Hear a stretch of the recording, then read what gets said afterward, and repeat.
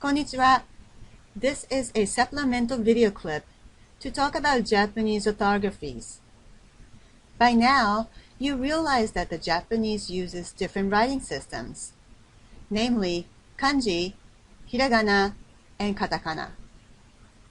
Kanji is an ideographic writing system where a character represents a meaning and names.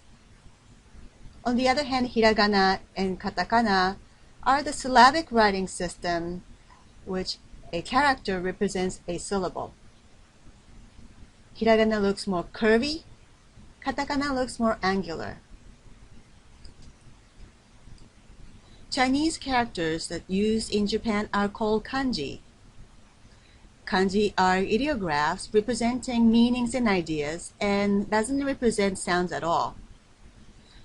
A kanji character normally has two kinds of pronunciation. One is onyomi, or Chinese pronunciation, and kunyomi, for the pronunciation for the native Japanese words. Let's watch a short video clip explaining onyomi and kunyomi. That Japan borrowed its characters from China. That's important because it explains what happens next. When a kanji came on the boat across the sea, it brought its Chinese pronunciation along with it. But Chinese and Japanese are two very different languages with two very different pronunciation systems. So each character didn't get pronounced the way somebody from China would say it, but the way somebody from Japan would hear it. Here's how I imagine that history. Well, hello, who might you be? Han. Okay, Kan. No, Han. Yes, Kan. Nice to meet you, Kan. And that is just the tip of the Sapporo ice sculpture. What makes this confusing cultural mismatch even better is that the acoustic exchange happened a long time ago, so it's the way characters from old China sounded to people in old Japan.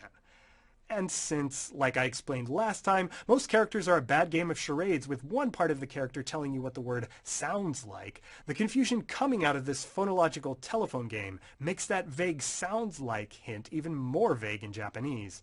The fancy term for this cultural mishmash of kanji pronunciation is the Sino-Japanese reading. In Japanese, they call it the onyomi. Literally, sound reading, which makes sense since you're reading the kanji with its Chinese sound. And of course, there's more than one way to skin an onyomi. There's goon. That's the classical Wu pronunciation of the characters from the 5th century.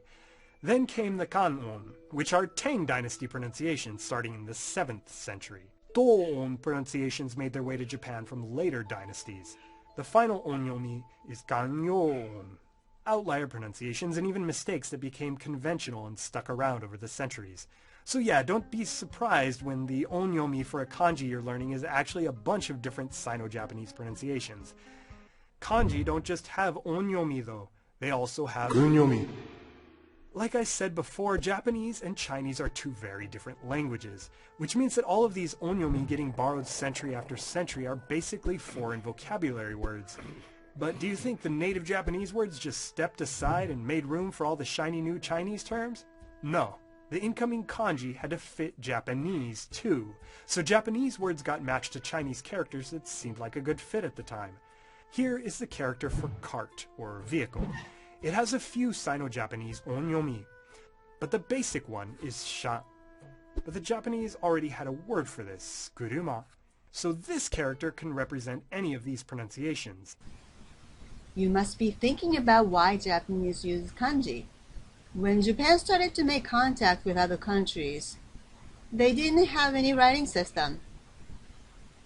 Since China was the closest and the most influential country back then, they were introduced to Chinese characters as official seals, documents, and letters that were brought into Japan. Also, Buddhism was introduced to Japan in 5th century. The Japanese people began to use a written language in 5th century. Initially, Chinese was used as a written language of the elite because of the linguistic differences between Chinese and Japanese. Kanji did not work quite well with Japanese language. So Japanese people had to develop a writing system that represents Japanese speech sound. Around the mid-7th century, Manyogana, was created to transcribe the sound of Japanese by simplifying kanji. For example, here's a kanji character, and this is a manyogana. Further simplification of manyogana led to the birth of hiragana.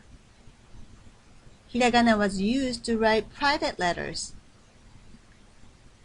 In mid-9th century, noble women used hiragana to write love letters. Writing love letters were an important part of rituals for courtship, and the hiragana became very popular. In 1990, Meiji government standardized hiragana and set 48 characters that we use nowadays. Katakana was developed by Buddhist monks in early 9th century to indicate the correct pronunciation of kanji for studying the Buddhist scriptures written in Chinese characters. Katakana was developed by taking a part of kanji. For example, katakana ka can be seen in this particular character. Just for quick review, let's look at the cover of a newspaper.